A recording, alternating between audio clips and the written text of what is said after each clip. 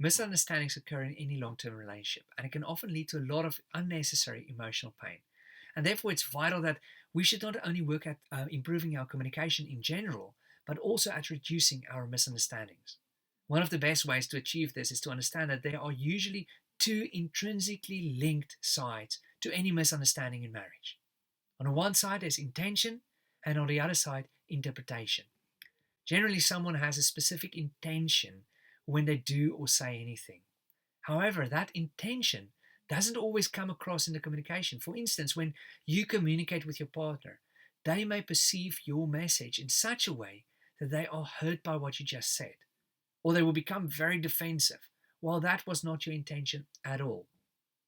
However, whether you meant it or not, if your partner is hurt during the communication process, their experience is always valid.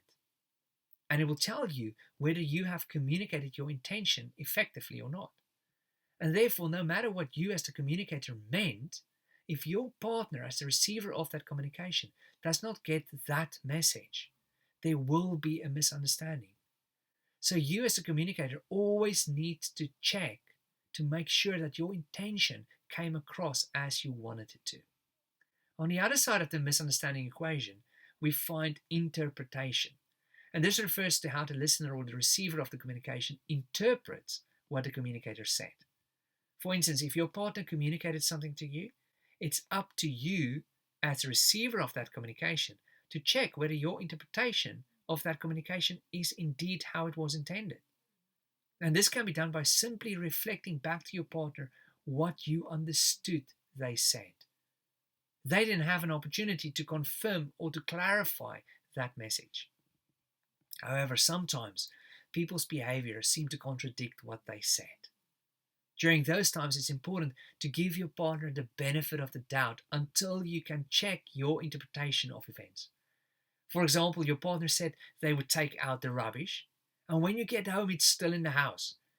Now, you could very easily draw the conclusion that your partner doesn't really care, and that is why they left the rubbish in the kitchen.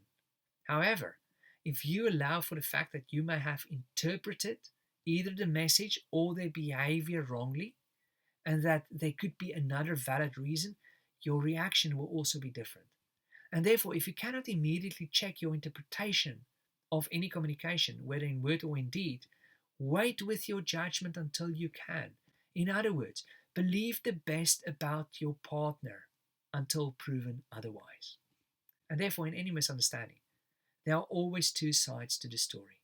You both have a responsibility to check and to make sure that the intention comes across clearly and that it is interpreted correctly as well.